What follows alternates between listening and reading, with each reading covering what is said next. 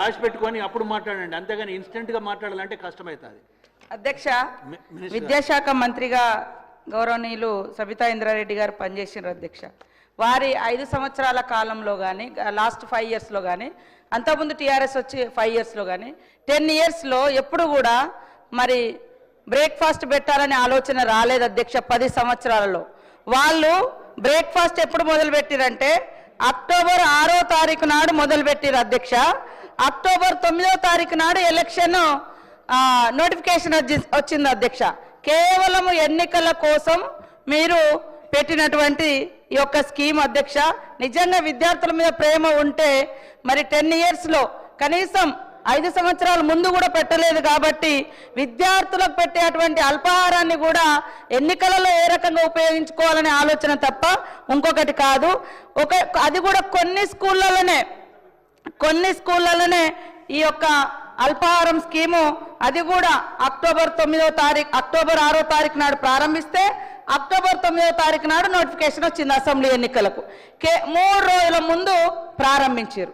వాళ్ళు ₹1 కూడా చెల్లించలే. అది కూడా రాష్ట్ర వ్యాప్తంగా స్కీమా అంటే అది కూడా కాదు.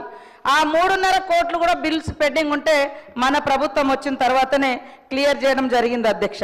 ఇంకొకటి, ఎంతసేపు టీఆర్ఎస్ వాళ్ళకు బాగా అలవాటు ఆత్మస్థుతి పరనింద. మేము చాలా గొప్పగా చేసినాం, 10 ఏళ్ళు మీరు ఏం చేసిరో విద్యార్థులకు తెలుసు, టీచర్స్కి తెలుసు, పిల్లలకు తెలుసు, తల్లిదండ్రులకు తెలుసు. ఇవాళ ఎక్కడికో ఎందుకు మీరు విద్యాశాఖ మంత్రిగా ఉండి షేర్లింగంపల్లి గౌల్దొడ్డి అనుకుంటా స్కూల్కు సాక్షాత్తు కేసీఆర్ గారి మనమడు హిమాన్స్ను మీరు తోలుకొని పోతే ఆయన ముక్కు మూసుకొని ఏమన్నాడో మీరు అది గుర్తుపెట్టుకోండి. అది సరిపోతుంది. ఈరోజు గురుకులాలను గ్లోరిఫై చేసి చెప్తున్నారు, దానికి పునాది వేసింది కాంగ్రెస్ ప్రభుత్వం ఆనాడు. ఇవాళ మీరు విద్యార్థుల సంఖ్యకు అనుగుణంగా స్కూళ్ళని పెంచారు తప్ప ఇన్ఫ్రాస్ట్రక్చర్ ఇవ్వలేదు, అకామిడేషన్ ఇవ్వలేదు. అద్దె భవనాలలో ప్రతి నెల 3 లక్షలు ఇప్పటికి కూడా కట్టుకోవాల్సినటువంటి పరిస్థితి. ఇవన్నిటిని పరిష్కరించడం కోసం ఇవాళ ఇంటిగ్రేటెడ్ స్కూల్స్ను కూడా తీసుకొస్తుంటే పదే మీరు ఇది చేయలేవు, మీరు 10 ఏళ్ళు చేయలేదు, మేము 10-12 నెలలల్లా సర్దుకొని ఒక్కొక్కటి చేస్తున్నాం ఆర్థిక ఇబ్బందులల్లా. కానీ మీరు 10 ఏళ్ళు ధనిక రాష్ట్రం బంగారు తెలంగాణలో మరి పిల్లల భవిష్యత్తును బంగారం లాగా ఎందుకు మార్చలేదని నేను ఈ సందర్భంగా అడుగుతా ఉన్నా అధ్యక్ష. థ్యాంక్ యూ అమ్మా. శ్రీనివాస్ గారు. ధన్యవాదాలు అధ్యక్ష.